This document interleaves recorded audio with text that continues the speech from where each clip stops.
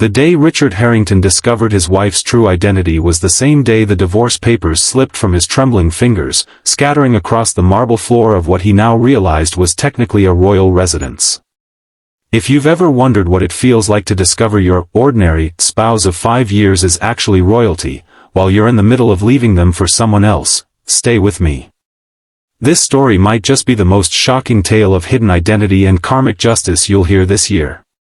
If you're enjoying this incredible true story, please hit that like button and subscribe to our channel for more unbelievable real-life dramas that prove truth is stranger than fiction. Richard met Elena at a small coffee shop in Boston where she worked as a barista. He was a rising investment banker, ambitious and status-conscious, with a corner office and a view of the harbor. Elena was quiet, modest, and seemingly simple, qualities that initially charmed Richard during their whirlwind romance. Her slight accent suggested Eastern European origins, but she spoke little of her past, only mentioning she had left her home country to live normally in America. They married within a year. Elena moved into Richard's luxury apartment, but maintained her modest ways. She refused his offers to buy her expensive clothes or jewelry, preferring to wear simple dresses and the strange antique locket she never removed. When Richard asked about it, she only said it was a family heirloom. She cooked traditional dishes from her homeland instead of ordering from the upscale restaurants Richard preferred, and volunteered at homeless shelters despite Richard's concerns about her associating with those people. "You don't understand what it means to have nothing," she would say, with a wisdom in her eyes that made Richard momentarily uncomfortable before he dismissed it. For the first 3 years, Richard found her humility refreshing. His colleagues' wives were demanding and materialistic, while Elena seemed content with little. But as Richard's star rose at the firm, he began to see her differently. At company parties, she didn't dazzle like the other executives' wives. Her accent, once charming, now embarrassed him when she spoke to important clients. Her volunteer work and frugality, once admirable, now seemed to reflect a poverty mindset he found increasingly frustrating. "You're my wife," he told her after one particularly important gala where she'd worn a simple black dress instead of designer couture. "You represent me. Don't you understand that?" Elena had looked at him with those deep, knowing eyes. "And who do you represent, Richard?" The question angered him because he couldn't answer it. Then Alessandra came into his life. A Brazilian model who had graced magazine covers worldwide, she was everything Elena wasn't: glamorous, sophisticated, demanding. She understood the world Richard now inhabited. When he brought her to company events as his assistant, the envious glances from his colleagues fed something in him that Elena's quiet dignity never could. The affair lasted 6 months before Richard decided to end his marriage. He convinced himself Elena would be fine. She was used to having little, after all. He would give her a modest settlement, enough to set up somewhere comfortable but not extravagant. She had never seemed to want more. The night he told her, Elena didn't cry or scream. She simply nodded, as if she'd been expecting this moment. "Before you file the papers, there is something I must show you," she said. A courtesy, after 5 years together. Richard agreed, assuming she wanted to discuss settlement terms. The next morning, Elena asked him to drive them to a private airfield outside Boston. Richard was confused but complied, thinking this would be their last interaction before lawyers took over. At the airfield, a sleek private jet waited. A man in a formal uniform bowed to Elena, not Richard, as they approached. "Your Highness," the man said. "The King sends his regards and hopes for your safe return." Richard froze. "What is this?" Elena turned to him, her posture suddenly different, regal, commanding.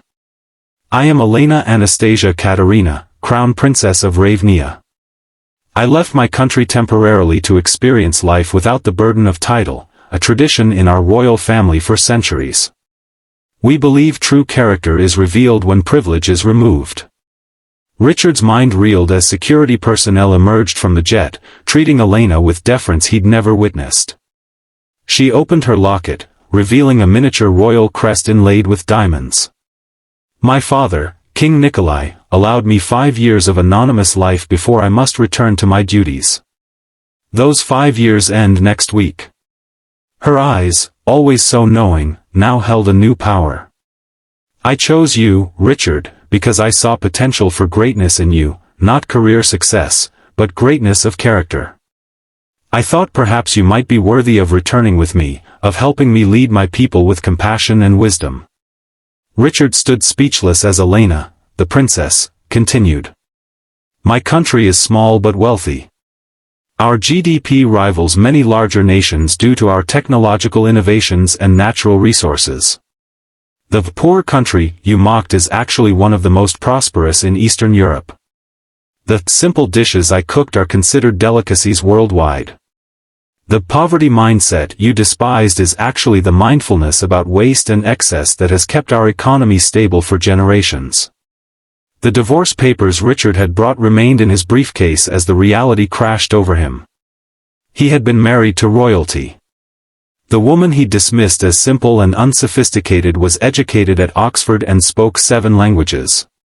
The modest settlement he'd planned to offer her was laughable compared to her actual worth. And he had betrayed her for Alessandra, who, as it turned out, had already moved on to a wealthier prospect once she'd learned Richard was planning a divorce that would temporarily strain his finances. "I'm sorry," Richard whispered, the full weight of his mistake crushing him. "I didn't know." Elena's face softened slightly. "That was the point, Richard. To be loved for who I am, not what I possess. You failed that test spectacularly." She turned toward the jet, then paused. "The divorce papers won't be necessary. Royal marriages in Ravnia can be dissolved by decree. As of this moment, you are no longer my husband."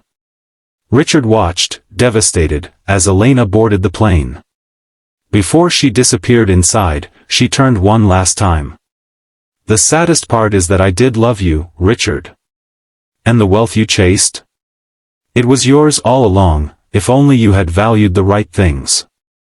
The jet departed, leaving Richard alone with the knowledge that he had held a princess's heart in his hands, and thrown it away for a mirage. In the months that followed, Richard's life unraveled. His firm discovered his affair with Alessandra had compromised client relationships. His reputation suffered as the story leaked to the press. Boston banker divorces secret princess for model who dumps him. He lost his corner office, then his job entirely. Desperate and humbled, Richard found himself volunteering at the same homeless shelter where Elena had spent so many hours.